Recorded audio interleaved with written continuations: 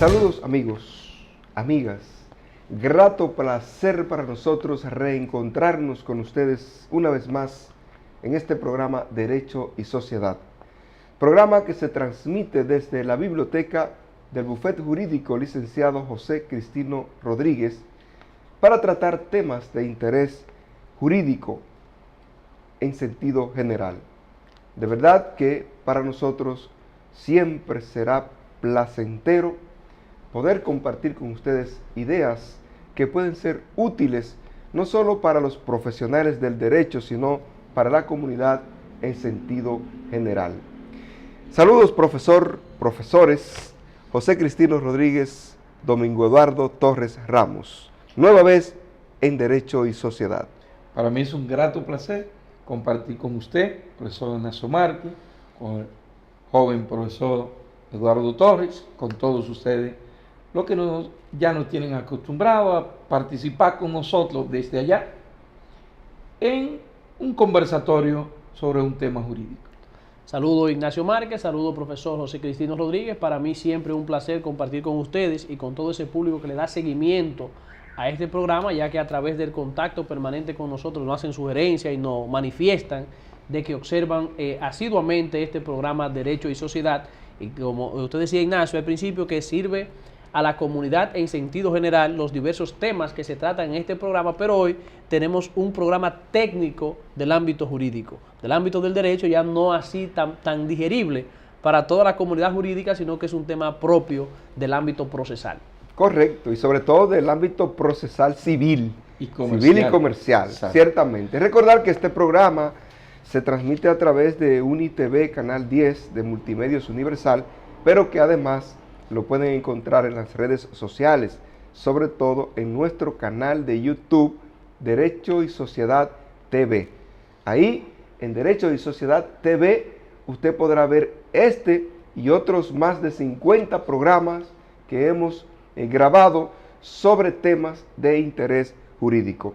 Hoy, como decía el licenciado Eduardo Torres, tenemos un tema, yo diría bastante técnico, y que quizás hay personas que no dominan nada del tema derecho, que tendrán que quizás investigar, leer los artículos, los libros que podemos citar en este programa especial. El título de hoy es La perención de la sentencia en defecto.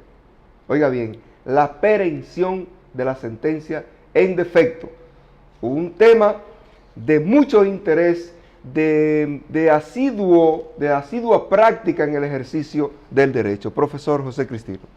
Correcto, y precisando, como ustedes ya lo han hecho, martillando la precisión, de que el tema de hoy es del ámbito procesal, civil y comercial, para que los estudiantes de derecho, los abogados profesionales del derecho que no están mucho en el ejercicio de la abogacía, no vayan quizá a malentendernos o a confundirse buscando la sentencia en materia penal, laboral, tierra, administrativo, etcétera, etcétera. No, se circunscribe el tema a la materia civil y comercial. Ya le decía el licenciado Ignacio Márquez, la perención de la sentencia. En defecto. En defecto. Ello entonces obliga a hacer una revisión de un texto legal del Código de Procedimiento Civil Dominicano, el artículo 156 de este Código de Procedimiento Civil Dominicano. Bajo la advertencia de que una cosa era este cuerpo legal, Código de Procedimiento Civil, antes de el año 1978, cuando intervinieron dos leyes que cambiaron gran parte del cuerpo del Código de Procedimiento Civil. Me refiero a las leyes 834 y 845, ambas del 15 de julio de 1978. Este artículo lo tocó la ley 845 y le cambió gran parte. Entonces, ese artículo, perdón Ignacio, se corresponde con el Código de Procedimiento Civil francés, pero en Francia se han dado varias reformas a su legislación procesal civil que ha cambiado la numeración. Ayer, cuando nosotros adoptamos la legislación francesa, dentro de ella el código de referencia, era justamente el artículo 156. Pero ya con las reformas que en Francia se han producido en materia legislativa, esta edición del año 2000, llamado Nuevo Código de Procedimiento Civil francés, entonces cuando vayan a buscarlo acá, se trata entonces del artículo 458.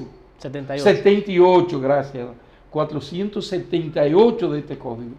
No ya el 156, porque si lo van a buscar en el nuevo código de procedimiento civil francés y van a buscar en el 156, ya no se le va a aparecer. No es homólogo al 156 del Código de Procedimiento Civil Dominicano. Por tanto, tienen que irse al 478 y van a encontrar un, no igual, pero un texto similar al 156 nuestro. Y hecha esa aclarando, entiendo de lugar precisar que se trata en materia procesal, civil y comercial, aprehensión de sentencia, y que en nuestro Código Procesal Civil está en el artículo 156 y que en el nuevo Código de Procedimiento Civil francés los encontramos en el 478. Y que ciertamente este constituye lo que es la base legal del tema que estamos tratando en el día de hoy, por lo cual el licenciado Ignacio Márquez y profesor vamos a iniciar este programa entonces con lo que es,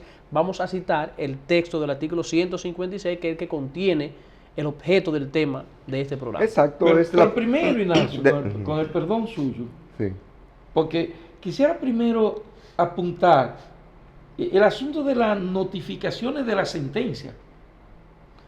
Pero estaría esa parte contenida en el mismo sí, artículo, ahí vamos desmenuzando el contenido. Porque envuelve otro artículo, no del Código Procesal Civil, sino del Código Civil. Sí. Pero incluso, después de leer el artículo, tenemos que explicar qué significa perención. Está bien, es un tema técnico que suponemos que todos los abogados lo dominan, pero siempre hay que pensar en los que no son abogados.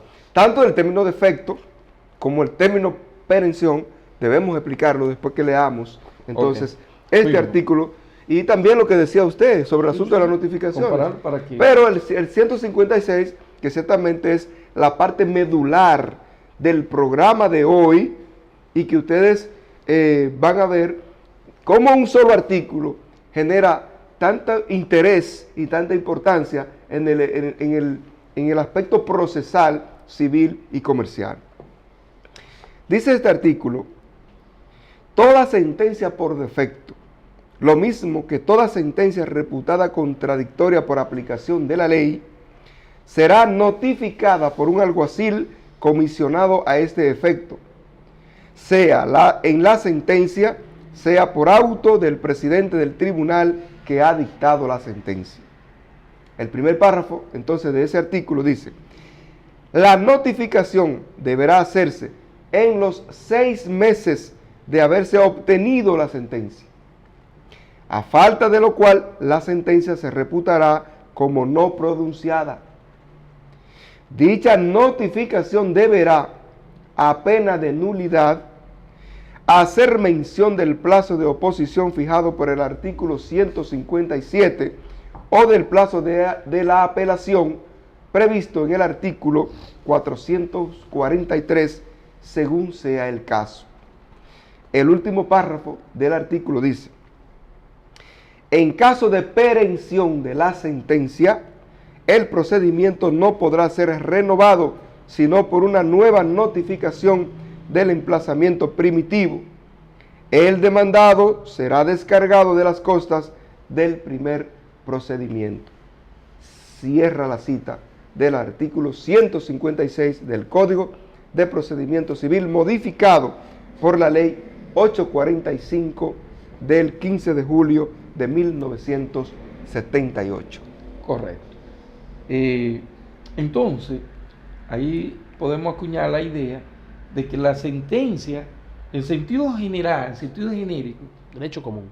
en derecho común, las sentencias que se obtienen en materia civil y comercial tienen el plazo más largo que le da el Código Civil en su artículo 2262, que es la prescripción de 20 años para notificarlo. O sea, una sentencia normal, entiéndase que no es por defecto. Y otra particularidad de esa notificación de una sentencia en el derecho común es que la parte interesada elige cualquier ministerial a los fines de notificarlo. También libremente. Exactamente. Entonces, lo que lo que sí debe notificarla es en la persona o en el domicilio de la parte, de las personas que han sido parte en el proceso. Eso es para sentencias normales, que no han sido por defecto. Regla común, correcto. Ahora bien, el artículo 156, comparado con ese marco del derecho común para las notificaciones de las sentencias civiles y comerciales, entonces constituye una excepción, porque esto reduce el plazo en que debe notificarse la sentencia. Ahora, ahí tenemos que referirnos también, además de esa distinción entre las sentencias que son obtenidas de manera contradictoria, donde los abogados acuden, uno contesta la demanda del otro, hay escritos ampliatorios, esto, aquello, debate, se celebra un debate oral público contradictorio, medidas de instrucción, todas las medidas de instrucción que pudiesen proceder y que la parte tengan a bien solicitarle al juez, y eso entonces va a concluir con una sentencia que ha de dictar el tribunal apoderado. Eso es lo común, y para eso usted obtuvo la sentencia, la puede guardar por ahí en un baúl y no debe pasar 20 años. Porque ¿qué pasa si pasan los 20 años? No, ya prescribe y no tiene ninguna forma de ejecutar esa sentencia. Lo mismo ocurre con las intimaciones de pago y todo aquello. Sin embargo, acá entonces, cuando no ha habido esa contradicción, ese choque, ese debate contradictorio, el juez va a dictar una sentencia solo tomando en cuenta las conclusiones de una parte que es la que ha participado. Y entonces el Código de Procedimiento Civil les reduce el plazo para notificarlo a 6 meses en vez de los 20 años que el Código Civil le confiere. Esa es una gran diferencia. Correcto. Para dejar sentado que el plazo de los 6 meses es una situación excepcional en que debe notificarse una sentencia cuando es en defecto. Entonces ahí es que cabe explicar brevemente de que lo del defecto es porque solo una parte ha participado en el proceso. No obstante, la otra parte haya sido debidamente notificada y emplazada para que esté presente en esa audiencia. Si no está presente, entonces es lo que se entiende como en defecto, que se ha conocido en ausencia de una de las partes instanciadas. Una aclaración sobre ese punto de defecto, que solo ha comparecido unas partes, porque hay 2 tipos de defecto. Sí. O sea, hay un defecto por falta de comparecer y un defecto por falta de concluir. Es decir, ha habido una representación legal de la otra parte, y no solamente hablar de defecto significa que ha comparecido una sola parte en el proceso, sino que se trata del defecto por falta de comparecer. Sino que el juez solo tiene a mano una conclusión, la de una parte. Exacto. Porque muy buena aclarando, Eduardo, muy buena aclarando esa tuya, porque el defecto no es solo porque no comparece. Porque no va físicamente. Y en materia civil, aclararles también, sobre todo a nuestros queridos estudiantes, a los principiantes en el derecho, aclararles que en materia civil se comparece a través de abogados.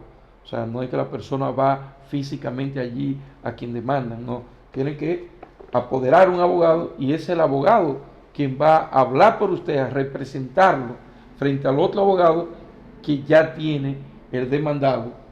Entonces, tal como dice Eduardo, el defecto tiene un doble temperamento. Una es que a usted le notificaron, tal como dijo Ignacio, le notificaron en su persona o en su domicilio. Una demanda. Una acción judicial, sí. Civil o comercial. Y usted hizo caso omiso, recibe el acto del ministerial y lo tiró por ahí. No le da importancia. Y no le da importancia. Y no busca, como debió hacerlo, un abogado le lleva esa demanda. Mira lo que recibí. Entonces, el abogado la va a revisar, le va a orientar y le va a decir a usted, no, espérate, hay que comparecer. Comparecer es apoderarme para yo notificar al otro abogado que soy apoderado y entonces ya el pleito está casado. Si no hizo eso, hay un defecto por falta de comparecer. Usted no ha constituido abogado y en consecuencia allí usted podría físicamente ir y el juez le va a decir, si usted no tiene abogado, no tengo que escucharle nada. El otro defecto al que se refiere el licenciado Torres es a que usted constituyó al abogado. Lo apoderó y el abogado notificó su constitución y asistió a la audiencia. Pero se dedica a presentar discusiones incidentales.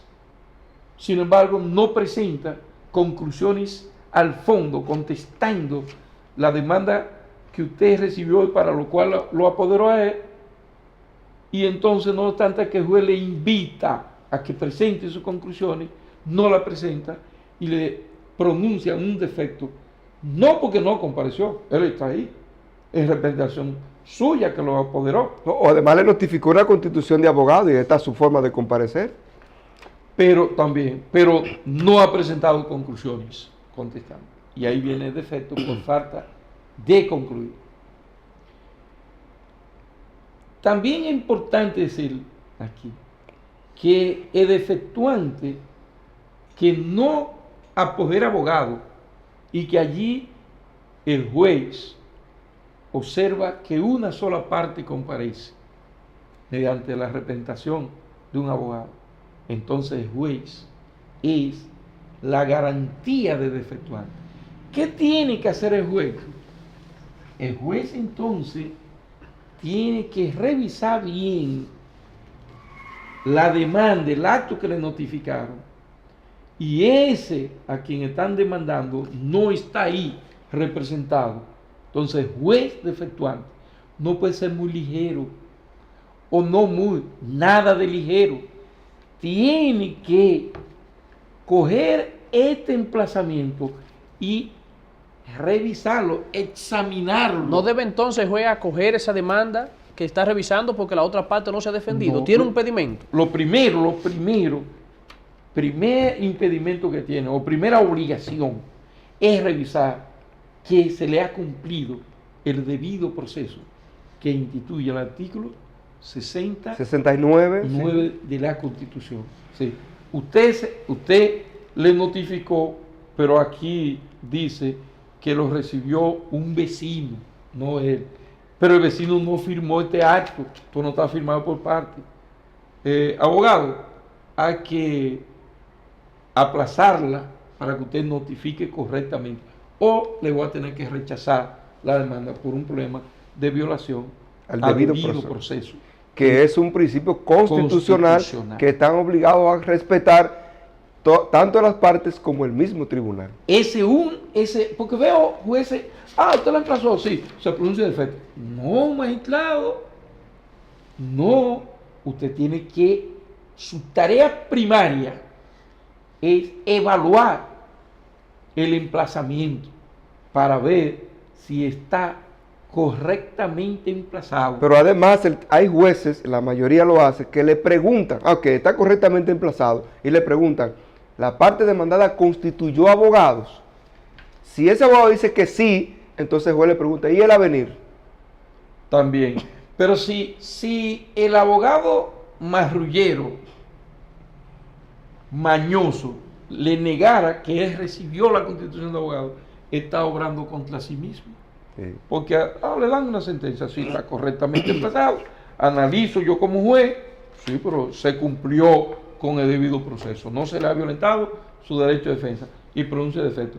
Pero mañana Eduardo, que fue apoderado de la parte que ahora estoy condenando como juez, apela y dice, no, pero esa sentencia es nula, me violaron el debido derecho proceso constitucional, sí. Porque ve aquí donde está la Constitución de Abogado. ¿Y qué ha hecho el marrullero? Perder tiempo y recursos también. Entonces, eso por un lado. Por otro lado, el impedimento de juez es que el juez no está obligado, aún está correctamente, no ha podido abogado, se le cumplió, no se le ha violado nada, el emplazamiento es correcto. El juez no está obligado a coger esas conclusiones. Ellas tienen que reposar en pruebas legales. Pruebas sean justas y reposen en pruebas legales. Artículo 149 del Código de Procedimiento Civil. Es decir, que el juez no es que él no vino y ya, no. Ya perdió porque no vino. El juez tiene una gran responsabilidad a conocer un caso en donde la circunstancia procesal es de defectuante. Sí, sí. El juez es un garante de los derechos del defectuante. Correcto. Además de esto, Ignacio planteaba al inicio, además de esto del defecto, ya se ha explicado en sus varias versiones, que decía una explicación de lo que es el defecto y la perención. Sí. En el caso de la especie, entonces, la perención, cuando habla en el término del tema del día de hoy, entonces, esa sentencia que se obtiene, entonces, en violación a dicho texto legal, se establece que es o se reputa como no pronunciada, es decir, no existente. Esa es la sanción que trae ese defecto y esa perención de esa sentencia que es objeto del tema del día de hoy. O sea, ya vimos lo del defecto y lo que es la perención de esa sentencia. ¿Qué implica esa perención de esa decisión? Sí, y eso es importante también aclarar, conjuntamente con lo que tú estás planteando, Eduardo, la perención, la prescripción y la caducidad. Y también ahí en esas ideas, también incluir la perención de instancia. Sí. Porque en sentido general, perención no es más que anulación de efectos. Cuando hablamos de perención de sentencia, lo que significa es que la sentencia es un acto jurisdiccional que se tiene como inexistente. ¿Y por qué como inexistente? Es porque está ahí, ya un juez la pronunció, sí, pero es de imposible ejecución por haber perimido, por haber transcurrido el plazo de los 6 meses a partir del momento que el Código de Procedimiento Civil dice. Ahora, prescripción es una cosa distinta, porque la prescripción extingue el derecho a accionar. No te extingue el derecho en sí, te lo deja como de manera simbólica, pero ya el derecho a accionar injusticia ya no tiene. De ahí vienen los medios de inadmisión, etcétera, etcétera. Aquí no prescribe la sentencia, prescribe el derecho para hacer valer la sentencia. A la inversa. O sea, no. En la perención de la sentencia, el procedimiento no extingue el derecho de volver a accionar. Porque vuelve el proceso, eso estaría más adelante, podríamos aclararlo, pero una vez perimida la sentencia, el procedimiento vuelve antes del pronunciamiento de esa sentencia. Continúa el procedimiento. El propio artículo, la parte infine del 156, dice qué hay que hacer para darle continuidad al proceso. O sea, no prescribe. Exacto, por eso es que digo, la prescripción es que prescribe el derecho, o sea, termina el derecho, ya usted no tiene derecho. Exactamente. Usted solo tiene una vía cuando haga prescripción: la lamentación. Pero no tiene más nada que hacer. Ahora, en la perención no.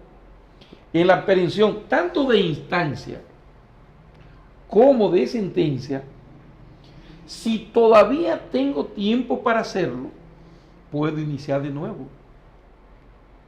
En la caducidad tampoco hay lugar. La caducidad surte un efecto parecido a la prescripción extintiva de derecho, pero la perención no. Entre la perención de instancia y perención de sentencia hay también algunos elementos diferenciadores entre ellos. Por ejemplo, la perención de la sentencia, usted continúa, el juez de primer grado va a volver a conocerlo y pueden hacer una sentencia igual o distinta.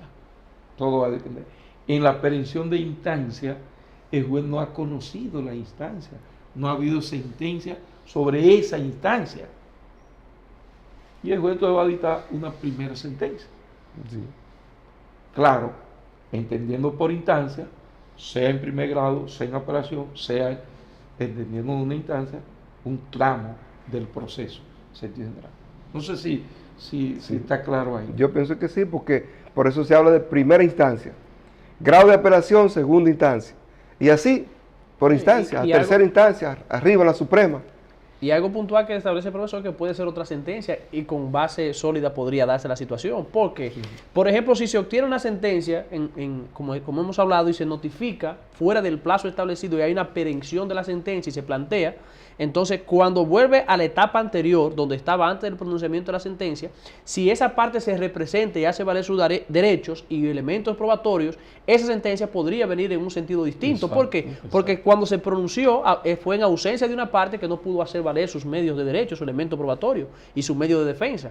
Y luego cuando vuelve a conocer nuevamente, se anuló la decisión anterior, puede ser distinta a la que había ordenado en ese momento. Pero que ya entonces ambas partes van a estar más pendientes para hacer valer los derechos que le reconoce la Constitución y la ley, incluso el derecho de defensa, porque hay alguien que no ha tenido la oportunidad de defenderse cuando una sentencia en defecto, por alguna razón que el tribunal desconoce. Pero hay también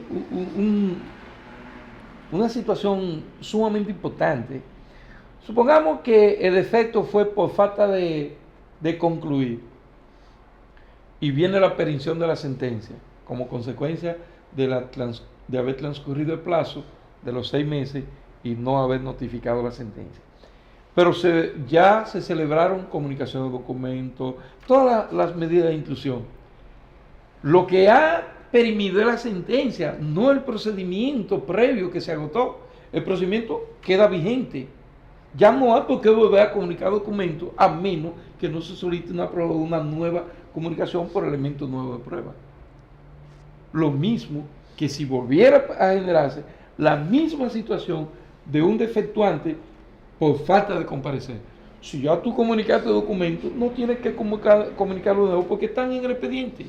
Por eso es que se dice de la diferencia entre la perención de instancia y la perención de la sentencia, a menos que no tenga nuevos documentos. Y otro asunto puntual que normalmente se confunde cuando se habla de perención de instancia y perención de sentencia, porque la perención básicamente en el Código de Procedimiento Civil, cuando habla de la sentencia, es el artículo 156. Sí. Normalmente se habla de perención de instancia en cualquiera de los grados, y es que la perención de instancia, de sentencia regulada en el artículo 156, no es lo mismo que la perención de la instancia. La perención de la sentencia, perdón, del 156 es distinta a la perención de instancia del artículo 397 al 401 del Código de Procedimiento Civil, que constituye no es más que aquella, sería el término de dejar de inactividad procesal de las partes, de no darle seguimiento, acción a su procedimiento en un término de 3 años. Dejarlo dormir. Exacto. Por un tiempo de 3 años. De inactividad procesal por un plazo de 3 años. Se inició la instancia, pero se durmió ahí por 3 años. Ahí viene entonces lo que es la perención de instancia, que es distinta a la perención de la sentencia, objeto del tema que estamos tratando. Ambos son sanciones por inactividad,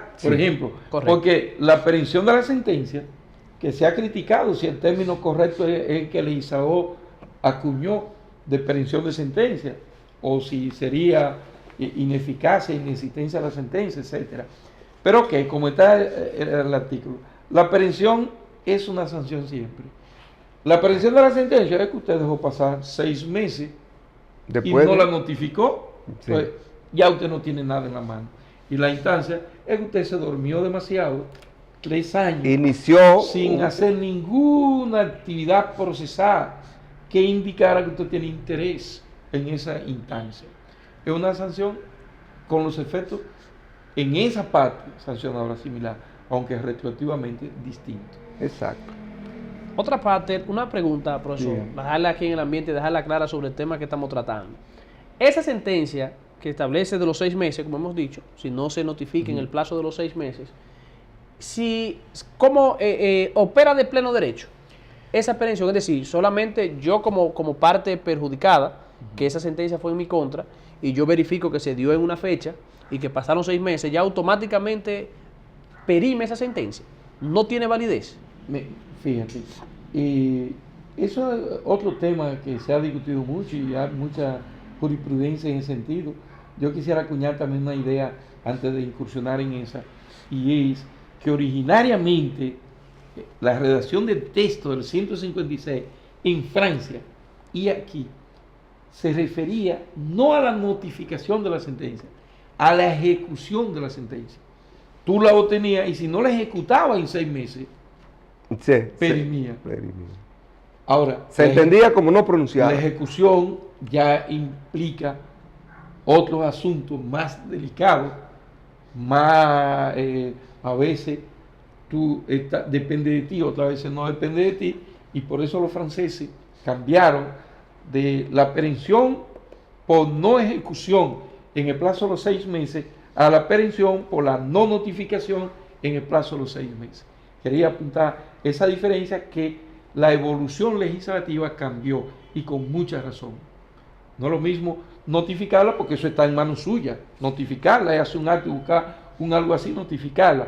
Pero la ejecución de una sentencia no siempre está en la decisión suya hacerlo. Porque obtengo una sentencia y no encuentro bienes sobre qué ejecutarlo. O pues si en 6 meses no encuentro, ya no tengo nada. No. Entonces por eso los franceses cambiaron y nosotros con la 845 también cambiamos. Yo pienso que es oportuno ya que entremos de lleno al tema de a partir de cuándo. O sea, no, ya lo que Eduardo pregunta es bueno, okay. Eduardo dice, ¿la aprehensión del 156 opera de pleno derecho? ¿O es de orden público o es de interés privado? Y entonces, ¿cómo puede un juez pronunciarla oficiosamente o tiene que responder a pedimento de parte? Y le agrego también, ¿en qué ambiente puede promoverse y quién puede promover la aprehensión? Lo primero es que, aunque es un tema que se ha discutido mucho, pero en jurisprudencia se ha mantenido un criterio impepinable, invariable, y es que no es de orden público, es de interés privado, y entonces tiene que invocarse la aprehensión, y ningún juez puede pronunciarla si la parte interesada no lo invoca. Ahí mismo, ¿y quién es la parte interesada? Señores, únicamente el efectuante. Correcto. Porque es a favor de él que el legislador ha operado esa prescripción, ha previsto esa prescripción. Por tanto, otra parte no puede solicitarla. Se ha dicho, y los causavientes, herederos, esto y aquello, los continuadores jurídicos, sí, ellos pueden. Y podría actuarse con la acción oblicua, es un tema muy discutido. Si un tercero, que lo que tiene un vínculo crediticio, por ejemplo, comercial con el efectuante, podría, o si el efectuante, pues sí, yo doy aquiescencia, aunque no me la notificaron a los 2 años. Doy aquiescencia como quiera. Podría el tercero, no, tú no puedes, yo voy a usar la acción oblicua del Código Civil. Ese tema no está tan claro, yo entiendo que no puede, porque eso está diseñado, ese texto de 156 del Código de Procedimiento Civil Dominicano, para la defensa de defectuantes y sus continuadores jurídicos, sí. Sí, yo creo que sí. Entonces, claro, aclarado el tema de que no opera de pleno derecho, sino entonces, a petición de parte. Exactamente, sí. Entonces debe de proveerse el procedimiento a esos fines, debe proveerse el defectuante entonces del correspondiente recurso de apelación de esa decisión, entonces previo a toda defensa al fondo, solicitar, por no ser de pleno derecho ni de orden público, solicitar la aprehensión de la sentencia. Esa es la vía más usual, pero no la única. Vamos a ponerte un escenario distinto. Otra vía que pueda solicitar. Yo tengo la sentencia, la notifiqué 1 año después y tú no la has recurrido. Y yo te la estoy ejecutando. Un embargo inmobiliario, o un embargo ejecutivo, o un embargo retentivo. Yo te la estoy ejecutando. Y tú no la has recurrido. Entonces, ahí se plantea, bueno, pero tú podrías usar el referimiento inclusive para plantear la aprehensión, o tú podrías usar una demanda principal en imperición de la sentencia como forma de neutralizar en principio y anular después el procedimiento de ejecución que están encaminando contra ti. Ese es un maravilloso tema, ese, no solo en el marco de un recurso de apelación, no, porque también si tú no recurriste te van a plantear la prescripción del recurso.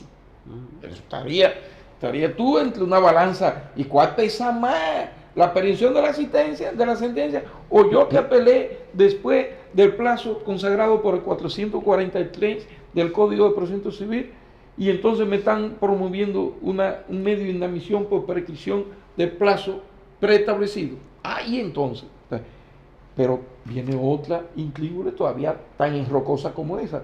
Sí, pero si yo en un embargo ejecutivo inmobiliario, el inmobiliario en el marco de cualquier incidente de número, yo promuevo eso. En un ejecutivo, yo apodero nulidad del ejecutivo porque la sentencia estaba perimida. Y el mismo juez puede volver a pronunciarse sobre su sentencia. Yo creo que sí que puede, porque el código dice es un acto jurisdiccional sin eficacia, inexistente. Y como usted quiere hacerme valer algo que la ley define como inexistente, yo puedo volver al mismo juez, que es lo mismo si yo la diera como perimido y vuelvo a iniciar. Sí, pero usted dice que la sentencia, con la sentencia que usted entiende que está perimida, pero una cosa es que usted entienda que está perimida y otra cosa es que un tribunal diga que está perimida, que debe decirlo el tribunal para que se repute como perimida. Ya dijimos que no es de orden público, sino de interés privado. Claro. Y no que decir el juez tiene que decir que está perimida. Pero lo que estamos diciendo es en qué momento Eduardo plantea, en el marco de un recurso de apelación y limine lite, antes de presentar conclusión al fondo, presento la aprehensión de la sentencia. Y yo le contesto a Eduardo, sí, esa es la vía más común, la que más se ve en la práctica de los procedimientos civiles en este aspecto. Sin embargo, no hay otro escenario, entonces traté de llevar a Eduardo, de llevar a los que están ahí en contacto con nosotros a unos escenarios distintos, no muy vistos. Y le dije, te están ejecutando por la vía que sea, tú no has apelado, ¿qué tú vas a hacer? El plazo ya está muy vencido para apelar. Entonces, puede usar esos medios e incidentalmente promover esto. Puede promover la vía de referimiento para que te suspenda la ejecución hasta tanto tú demandas la nulidad de esa acción ejecutoria y plantear la aprehensión ahí. Esas son cosas que tenemos que saber y dominar, porque usted fácilmente se encuentra, pero yo no apelé en el plazo que la ley me da de un mes. Tengo una sentencia que está perimida, pero mi recurso también está perimido. Sí. Entonces, perención contra perención, ¿cuál vale más? Entonces, pero me la están ejecutando, pues déjame incidentar el procedimiento de ejecución, incluyo ahí la perención y ya no me pueden ejecutar lo que no existe de conformidad con el 156. No sé si me doy a entender. Sí, se da a entender. Lo que pasa es que yo pienso que hay que analizarlo un poquito más profunda, porque ciertamente usted tiene la sentencia que está perimida, ok. Sí, pero espérate, es que tú tienes un acto inexistente. Es inexistente porque está perimida, pues según, pero nadie lo ha declarado así. Pero tú, abogado, apelaste fuera de plazo, el recurso tuyo es inexistente también. Sí. Y el juez es quien tiene que cruzarla, no se presume. Sí, pero la labor que usted hace, una labor ingeniosa, llamaría yo, porque si bien es cierto que la apelación es una vía ordinaria, y ha establecido claramente la Suprema que es la vía común para hacer valer eso, pero de manera ingeniosa usted ha creado una situación que no afecta a la situación. ¿Qué es lo que establece? Que tiene que pronunciarlo un tribunal. ¿Qué usted ha creado con la vía que usted establece? Sea principal, sea por referimiento, que sea decretado por un tribunal, que no es de pleno derecho. En ambas lleva la situación de conseguir la consecuencia del mismo recurso de apelación. O sea, un ingenio que lógicamente surte el efecto de que se quiere obtener la nulidad y vencer el medio de inadmisión que me van a promover en la primera audiencia si yo recurro después del plazo. Sí. Inmediato, eso es lo primero. Entonces, yo lo que estoy buscando, como tú dices, crear escenarios donde no tengo que ir a verme declarar inadmisible mi recurso, sino esperar el momento de que me la van a ejecutar y ahí entonces. Exactamente. ¿De acuerdo? Sí. Entonces, Ignacio tiene una preocupación muy justa y dice, bueno, usted decía, Ignacio, sí, lo de la idea como que la perdí. Por ejemplo, el tema de hoy, que es la aprehensión de la sentencia en defecto, pero a partir, y el artículo 156 habla de los 6 meses, tiene que notificarse la sentencia en defecto en un plazo de 6 meses, pero esos 6 meses, ¿a partir de cuándo, a partir de qué momento es que empieza su cómputo? Sí, pero me gustaría con y el tiempo avanza, tenemos poco tiempo ya para el programa. Si tenemos 15 minutos da. Sí. Pero me gustaría Eduardo tiene mejor. Porque Ignacio ha traído el punto neurálgico. Sí, pero una pregunta hay que hacer antes de eso. ¿Y para qué? ¿Por qué eso de perición en 6 meses de la sentencia obtenida en defecto? ¿Por qué esto? ¿Qué busca el legislador con eso? La Suprema lo dijo en el 2008 en una brillante decisión que, Eduardo, vamos a honrar a un maestro también de derecho, un consagrado. Y la fuente por excelencia del tema que estamos tratando, del defecto. El pronunciamiento de defecto en materia civil y comercial, este libro del doctor Fabio Guzmán Ariza, que es un consagrado estudioso del derecho, sobre todo la parte civil y comercial, y tierra se dedica mucho. Entonces, ese libro nosotros lo recomendamos. Y ahí hay una sentencia. También nosotros le recomendamos, Eduardo, úsame, que no puedo desaprovechar este momento para un amigo y profesor nuestro de nosotros tres, que ha sido elevado, sí, así es, o no elevado, ha sido llevado, porque no era juez, a juez de la Corte de Casación Dominicana.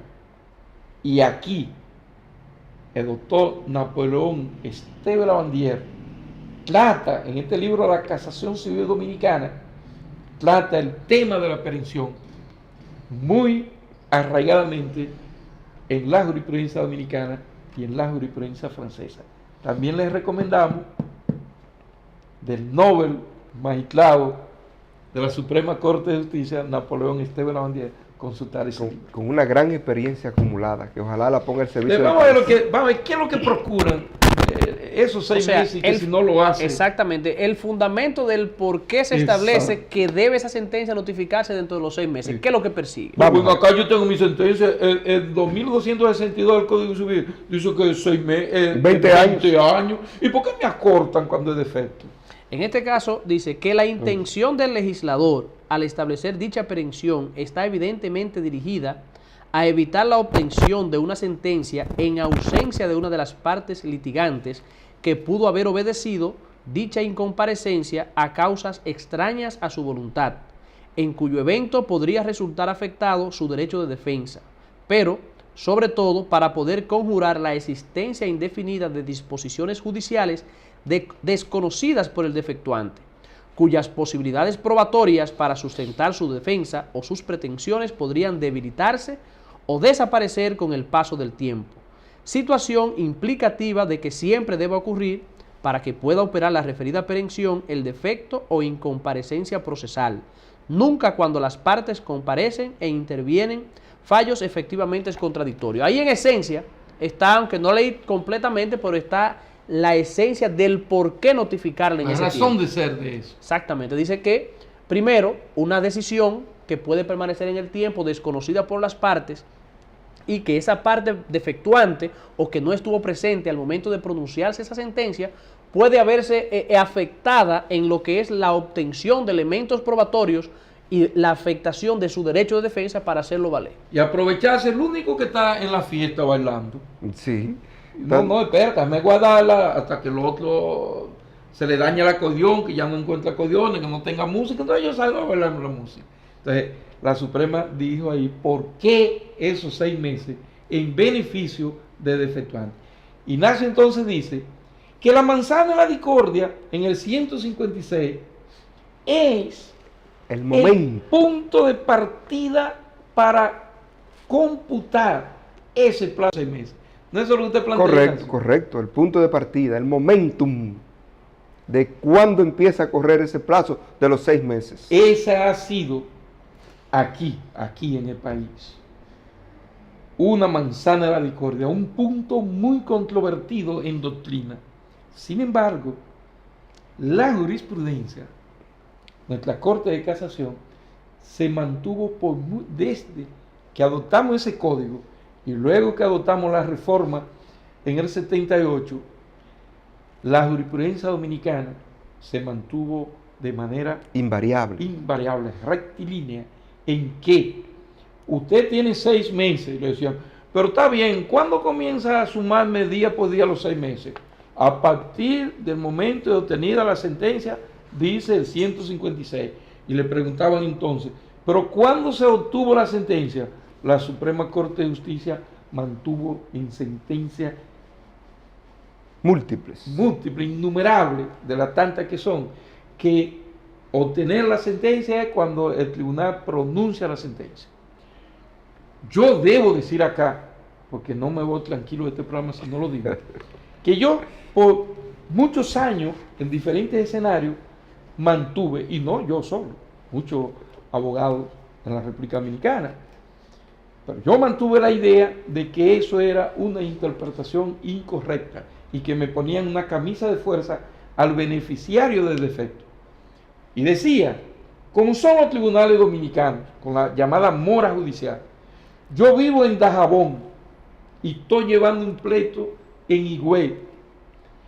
Y en Higüey, de Dajabón a Higüey me llevan 2 días de camino y 10,000 pesos de gasto entre combustible para vehículo y combustible para mí y la persona que iba conmigo.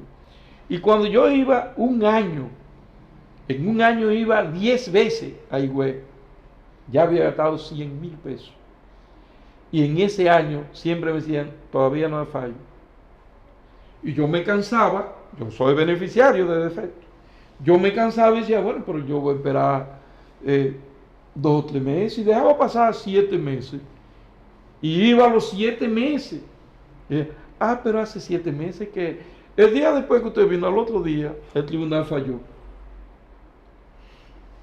El propio, hoy magistrado Napoleón Esteban Lavandier, tuvimos ideas encontradas en el escenario de discusión académica de esto.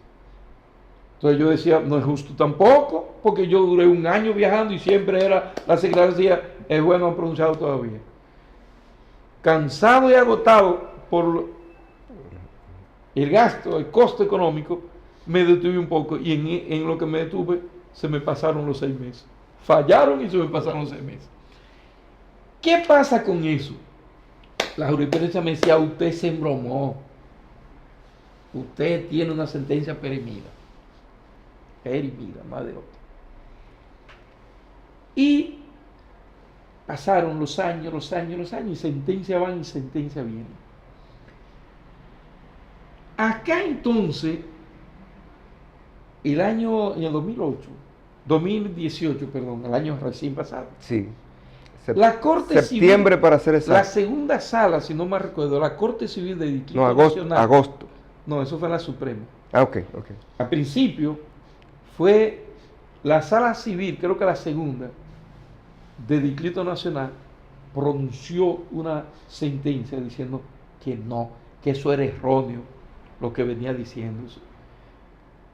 Y que cuando el 156 dice a partir de la obtención de la sentencia, hay que entender que cuando la secretaria del tribunal me entregó la copia certificada de la sentencia. ¿Y sobre qué análisis? ¿Cuáles fueron las razones que llevó a la segunda sala? Segunda, no tan seguro de todo que fue la segunda, pero la Corte Civil de Santo Domingo, Distrito Nacional. ¿Cuáles fueron los argumentos que yo hice? Espérense, Suprema Corte, usted viene durante todos esos años tomando como punto de partida de los 6 meses y asimilando que la obtención de la sentencia es similar, igual, sinónimo de cuando el tribunal pronunció la sentencia. Y rechazando que nunca la se idea, sabe cuándo es. Y rechazando la idea de cuando la secretaria se la entregó al interesado. Usted lo está haciendo porque usted copió el artículo, el 156 de esa época, hoy 478 del nuevo Código de Procedimiento Civil francés, pero usted no ha tomado en cuenta el procedimiento acá, cómo aplica, y el procedimiento en Francia, cómo aplica. En Francia, para pronunciar la sentencia, el juez se reserva fallo, igual que aquí. No está obligado a darlo ahí. Pero cuando va a pronunciar la sentencia, convocan a las partes. Para que estén presentes al momento de pronunciar esa sentencia. Para el momento. Y entonces ahí ya le entregan la sentencia. Aquí no ocurre así. Por tanto, allá sí aplica y es correcto que sea a partir del pronunciamiento, o tenerla es sinónimo de pronunciamiento de la sentencia por parte del tribunal, porque ahí mismo usted se la puede llevar la sentencia. Pero aquí, de Dajabón a Higüey pasaron 7 meses y yo cansado, ni supe, ni me llamaron ni nada para decirme que habían pronunciado la sentencia. Por tanto, cambia esa Corte Civil de Santo Domingo. Dijo, no, los 6 meses es a partir de la obtención de la sentencia. Sí, como dice el código.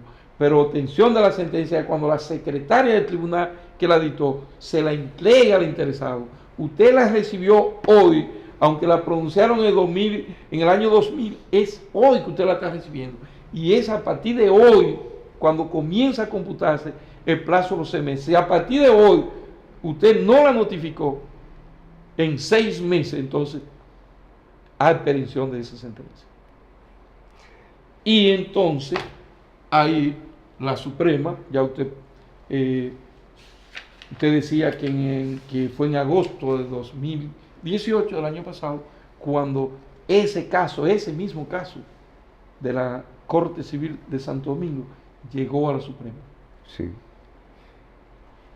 Llegó a la Suprema y entonces la Suprema cambió el criterio que había mantenido por décadas en cuanto a que el plazo a partir del cual empiezan los 6 meses para que la sentencia sea notificada, no sea a partir del pronunciamiento, porque lo que ocurre es que el juez siempre, cuando se pronuncia un defecto, el juez lo que hace es que se reserve fallo.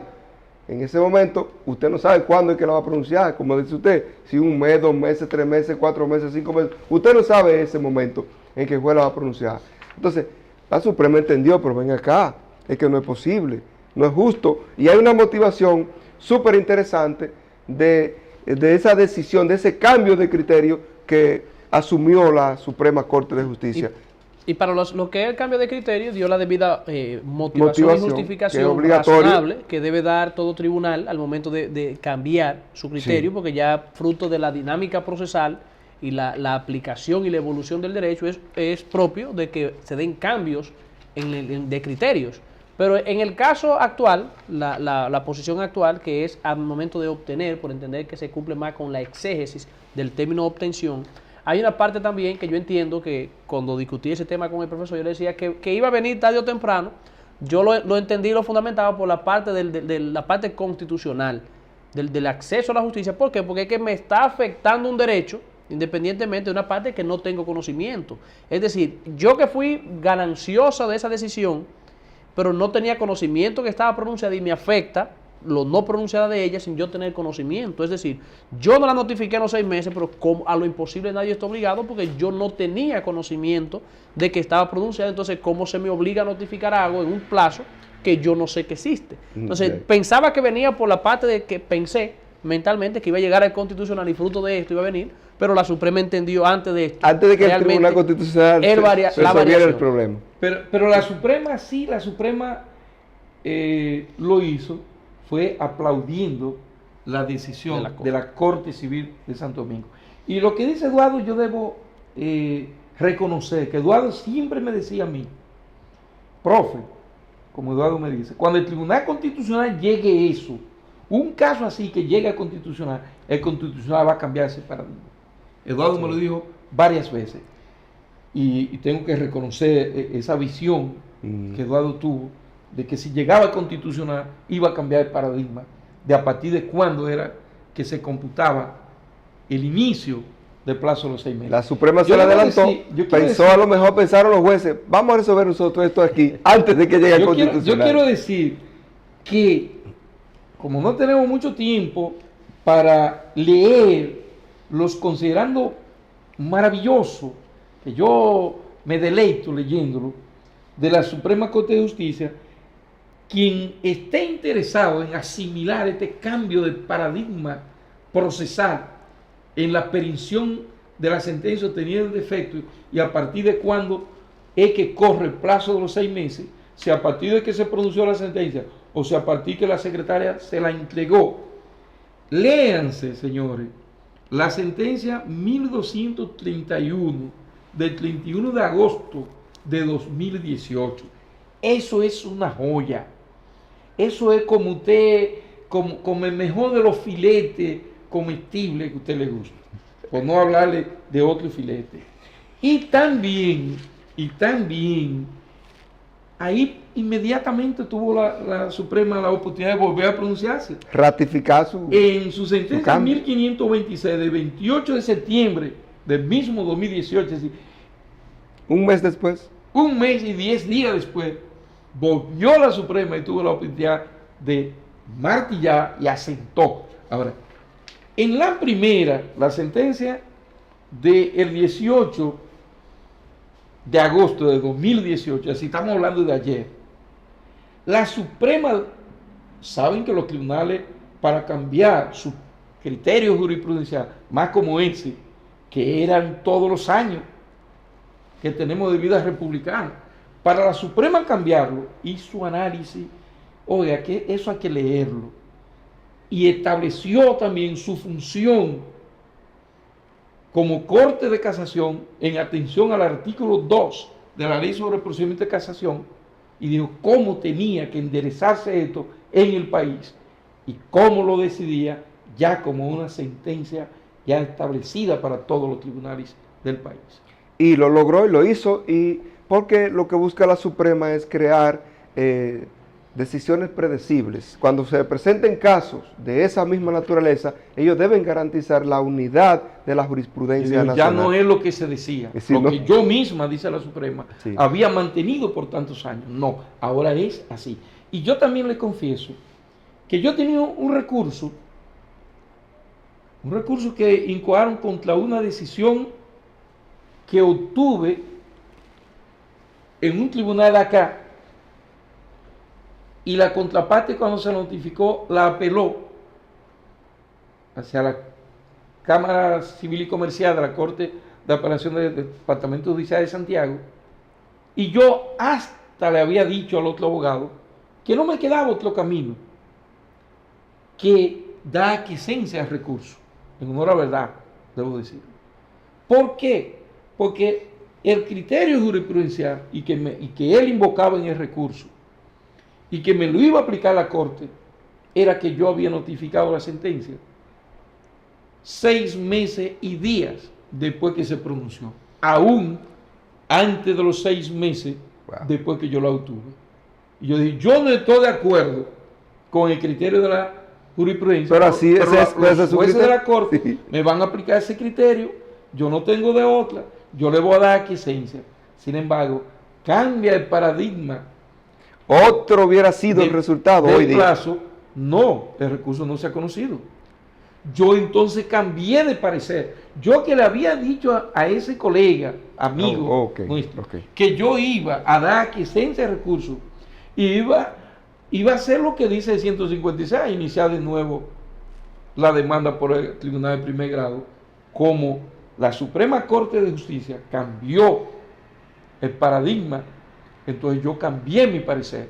Yo dije, ya yo no tengo que dar aquiescencia, porque hay otro parecer ahora, que el que sentí ayer me perjudicaba, este me beneficia. Entonces, obviamente que puede no gustarle al abogado contrario del recurrente, pero esa es la realidad hoy día de nuestra jurisprudencia. Bueno, de esta manera llegamos a la parte final de este programa especial con respecto a ese tema tan importante de la perención de la sentencia obtenida en defecto.